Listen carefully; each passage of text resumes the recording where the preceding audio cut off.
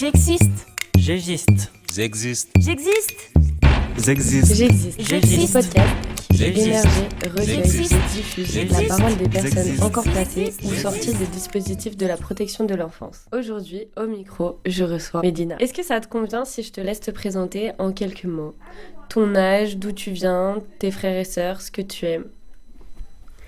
Alors moi c'est Médina, j'ai 20 ans, j'habite à Bougnay depuis 2 mois, ça fait pas très longtemps, c'est tout récent. J'ai 2 sœurs, une grande et une petite. Et ce que j'aime dans la vie, c'est surtout tout ce qui est en rapport avec l'art, le chant, le dessin, la peinture, la littérature, tout ça. On va mettre directement les pieds dans le plat. Si je te dis ASE, qu'est-ce que ça t'évoque? Beaucoup d'abandon de la part de l'ASE surtout. Que ce soit de la part des parents, mais aussi de l'ASE. Ok. Donc, ouais, beaucoup d'abandon. Est-ce que tu penses, avec du recul, que ton enfance et ce que tu as vécu à l'ASE, t'as réussi à le transformer en force et ça fait aussi aujourd'hui la personne que t'es? D'un côté, oui, parce que, en fait, à force de changer de famille d'accueil, de foyer d'urgence, tout ça, enfin, parce que j'en ai fait plein, j'ai énormément déménagé, on s'habitue à, à mettre des freins en amour. Même si on est petit, on a que 10 ans, c'est bizarre, mais on se dit, cette personne, je dois pas l'aimer. Ok. Et du coup, en fait, dans notre vie future, ça nous apprend à pas trop aimer les gens. Parce qu'en fait, on ne sait pas quand est-ce qu'ils vont partir, quand est-ce qu'ils vont nous abandonner. Et du coup, c'est un peu compliqué sur ce point-là. Mais après, c'est un peu compliqué parce que, au final, à force de plus aimer les gens, des fois, on n'a plus de sentiments. Je sais que quand j'étais ado, vers 15 ans, j'allais voir un psy parce que je lui disais, mais je ressens rien pour les gens. J'ai pas d'amour à leur donner, j'ai pas de compassion. Je les vois souffrir, enfin, je m'en fous. Enfin, j'en pleurais parce que je comprenais pas pourquoi je ressentais rien. Mais c'est à force d'être bloqué, et on ressent plus rien. Donc ça, par contre, je suis un peu dégoûtée de pas avoir eu de sentiments plus tôt. Maintenant, j'en ai beaucoup. Ok. Donc j'essaie d'exprimer le plus possible mes sentiments, que ce soit la colère, la haine, l'amour. Je donne tout, je suis entière à 100%. Et c'était quoi le déclic du coup pour que tu réussisses à de nouveau t'exprimer et exprimer tes sentiments? Il y a eu un truc ou c'est juste en grandissant, ça s'est fait naturellement? L'amour, ça a été l'amour. Parce que j'ai rencontré mon premier copain à l'âge de 4... Non, un peu plus tard, 15 ans je crois. Et c'est ça en fait qui m'a débloqué des sentiments. C'était bizarre au début de se dire mais c'est quoi ce sentiment? Pourquoi je suis comme ça? Pourquoi je suis timide? Pourquoi? C'était bizarre, mais au final après on se dit juste qu'en fait c'est juste l'amour et que c'est un sentiment normal. Et on apprend juste à aimer les gens. C'est beau. Ces sentiments d'abandon et le fait que t'aies dû autant te protéger, ça t'a aussi pénalisé en amour, notamment dans les relations, que ce soit amicales ou amoureuses, ça influe sur ta relation? Des fois oui, parce que j'ai des relations où on me reprochait de pas justement dire ce que je ressentais. Sauf que moi j'y arrivais pas parce que je me disais si je dis à cette personne que je l'aime et que elle compte pour moi, est-ce qu'elle va pas partir justement? Enfin, c'était bizarre, mais je voulais pas dire aux gens que je les aimais parce que après, s'ils partaient, ça me dévastait. Donc c'était juste une façon de me protéger. Au final, la personne est partie parce que j'ai pas su dire ce que je ressentais en fait. Et c'est dommage. Est-ce que t'as réussi quand même à tisser des liens, à avoir des rôles modèles ou des personnes qui t'ont tendu la main et qui ont été avec toi dans tout ce parcours qui est devenir adulte quand on n'a pas de repères? Ma grande sœur, elle a été primordiale à ma croissance, clairement. Surtout le début, entre mes, on va dire, 17 ans et maintenant, elle a été primordiale parce que, déjà pour grandir, tout ça, et vivre avec, parce que ma mère a une pathologie, donc vivre avec la pathologie de ma mère, comprendre ce qu'elle avait, vivre avec, pas paniquer quand elle faisait des crises. Elle a été importante. Et j'ai aussi une ancienne éducatrice dans un ancien foyer à Saint-Nazaire, quand j'étais à Saint-Nazaire. elle a été très présente, elle prenait de son temps personnel, même s'il fallait rester 2 heures avec moi, elle restait 2 heures avec moi parce que j'étais en pleurs, j'étais au bout de ma vie. Elle était très présente, j'ai encore des contacts avec elle. Ok. Je lui envoie des messages pour lui dire, oh, bah, je me suis acheté un canapé. Enfin, elle est...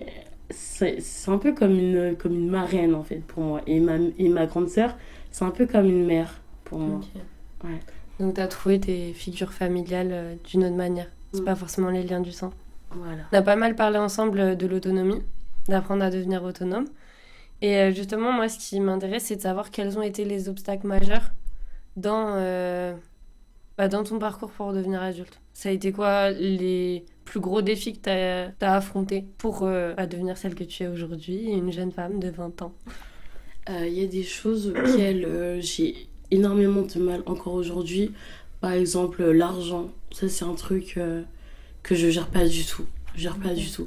Parce qu'en fait, quand j'étais petite, on n'avait pas du tout d'argent, vraiment pas. Enfin, on mangeait pas vraiment. Enfin, on mangeait, mais pas tout le temps. Donc, c'était compliqué.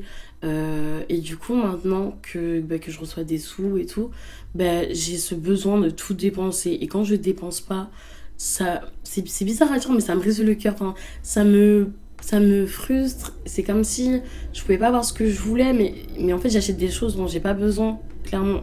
Enfin, j'ai pas besoin d'acheter des Uber Eats tous les jours. Qui a besoin de ça, clairement?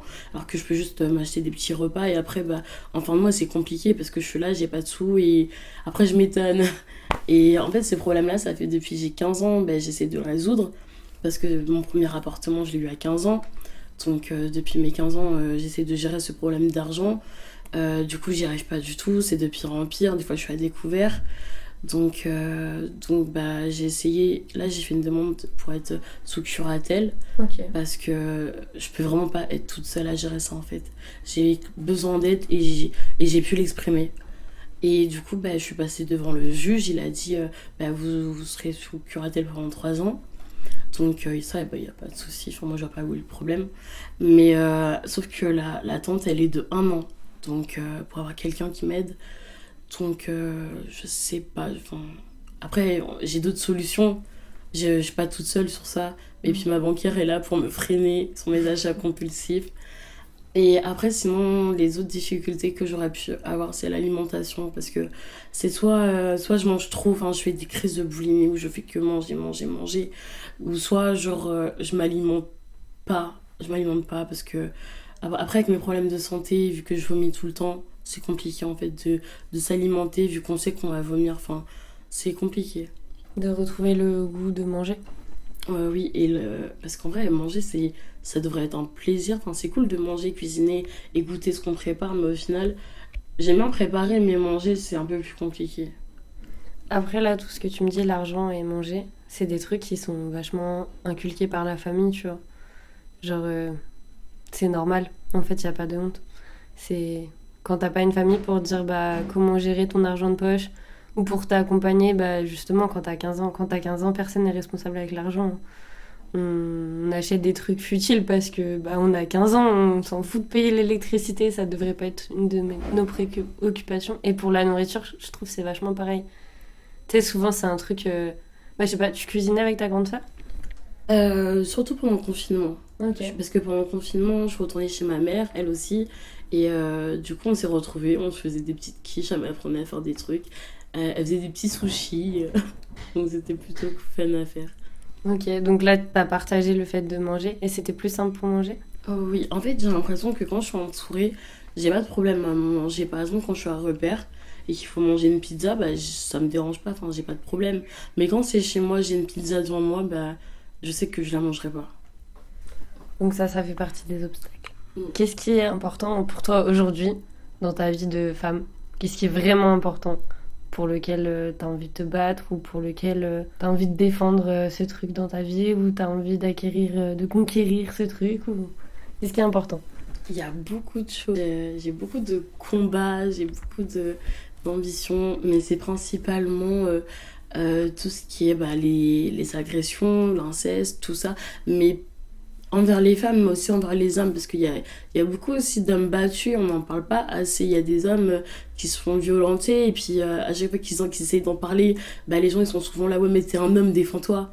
Bah oui, mais des fois c'est dur en fait. Et puis il y a aussi le respect de ne pas frapper la femme. Donc il y a des hommes qui sont un peu dans cette position de soumission et qu'on n'en parle pas assez. Après, il y a aussi les animaux. Moi, j'adore les animaux. Donc, tout ce qui est la protection animalière, enfin, des fois, je vois des trucs, ça me ferait sur le cœur, clairement. Donc, voilà. Et après, bah, aussi, au niveau de la protection de l'enfance, parce que forcément, bah, si on a un repère, c'est pour ça. Donc, si je peux aider des gens qui sont dans la protection de l'enfance ou qui en sont sortis, juste en donnant des petits conseils ou en racontant ma vie, bah, c'est plutôt cool. Et tu nous aides tous les jours à repère. Medina est toujours là pour faire les trucs. C'est trop cool. Ok, imagine, j'ai une super baguette magique. Je suis Aladdin ou la petite fée de je sais pas quel dessin animé. Et je peux enlever toutes les contraintes. Contraintes administratives, de temps, d'argent. Il n'y a plus rien qui est une barrière. Tu peux faire tout ce que tu veux. Le champ des possibles est ouvert. Qu'est-ce que tu aimerais faire? Je pense que s'il n'y aurait pas de contrainte d'argent, euh, enfin, comment dire? Je donnerais des repas gratuits pour toute une vie à tout le monde, en fait. Parce que parce que manger, c'est ce qui nous fait vivre. Et c'est dommage parce qu'il y a tellement de gens qui mangent pas à leur faim, il y a tellement de gens qu'on voit qui meurent de faim. Et juste aussi, bah, je sais pas, genre aider, enfin, comment dire, prendre tout le monde et les forcer un peu à donner de l'argent parce que tout le monde a beaucoup d'argent et les gens ne donnent pas assez, juste 2 euros. 2 euros pour eux, c'est rien dans 1500 euros de salaire, mais 2 euros, ça peut aider quelqu'un. Juste à s'acheter une baguette de pain et une petite bouteille d'eau. Depuis le début, je te posais des questions et tu as l'air beaucoup tourné vers les autres. Tu as vraiment envie de faire des choses pour les autres. On voit que tu es une personne empathique et qui est dans le partage. Et du coup, je te repose ma question. Si ce serait juste pour ta vie, tu peux pas changer la vie des autres, mais toi, pour ta vie, t'as pas de contraintes. Qu'est-ce que t'aimerais? Plein de vêtements. plein de vêtements. Si je pouvais, j'aimerais bien rencontrer Céline Dion. Ok. Ouais, vraiment. Et parce que bah, c'est pas pour être méchante, mais elle se fait un peu vieille. Et les concerts vont se faire rares. Donc bah, j'aimerais bien au moins la rencontrer une fois. Qu'est-ce que t'aimerais lui dire à Céline Dion? J'aimerais lui dire que une de ses chansons que j'avais pas comprises avant, parlait à mon père. Mais au début, parce qu'en fait, moi j'achetais tout le temps ces CD où on me les offrait parce que je suis fan de Céline Dion. Et parlait à mon père, moi je la chantais, mais je comprenais pas forcément les paroles. Je pensais qu'elle parlait d'un bateau, enfin je comprenais pas trop. Et le jour où mon père est mort, j'ai vraiment compris la signification de la musique. Et j'aimerais juste lui dire merci parce que, en vrai, cette musique, elle m'a redonné confiance en moi. Et je me suis dit, bah, en fait, je peux me relever. Ok, c'est passé ça, mais je vais me relever, en fait. Ok. Mm. Donc Céline Dion t'a aidé à affronter un deuil. Oui, et aussi Dieu. Dieu est très important dans ma vie. Maintenant, c'est la question signature du podcast. À moins que tu veuilles parler d'autre chose, tu es libre. Moi, j'aimerais dire aux gens, parce que je suis un peu dans cette situation, quand par exemple j'ai besoin d'aide, je le fais pas. Enfin, je demande pas d'aide, c'est dur en fait, c'est super dur. Mais en fait, je préfère demander de l'aide à des gens que je connais pas du tout que demander 10 euros pour manger dans la semaine à des potes à moi. Donc vraiment, si vous avez besoin d'aide, faites-le. Enfin, restez pas en galère tout seul chez vous dans votre chambre. Donc essayez, même si c'est des gens que vous connaissez pas, des associations, cherchez sur internet, il y a tout le temps des gens qui sont là pour vous aider et qui le feront avec plaisir, donc faites-le. Ça rejoint la dernière question du podcast qui est qu'aimerais-tu dire aujourd'hui en tant que père à d'autres pères qui pourraient nous écouter? Que si ça leur fait du bien de venir ici et de partager leur expérience, tout ça, parce que des fois, en fait, quand on est dans ce cocon de l'ASE, il y a des choses bizarres, mais qu'on comprend pas tout de suite, en fait. Il y a des choses qu'on se dit, ça, c'est bizarre. Mais on réalise plus tard. Et que même si c'est plus tard, d'en parler, en fait. D'en parler, même s'il faut de retourner à l'ASE et de dire, ouais, cette famille d'accueil-là a fait ça. Enfin, il y a des choses qu'il faut ressortir et ça peut leur faire du bien, je pense. Très bien, merci beaucoup Medina. C'était trop cool. Merci beaucoup à toi.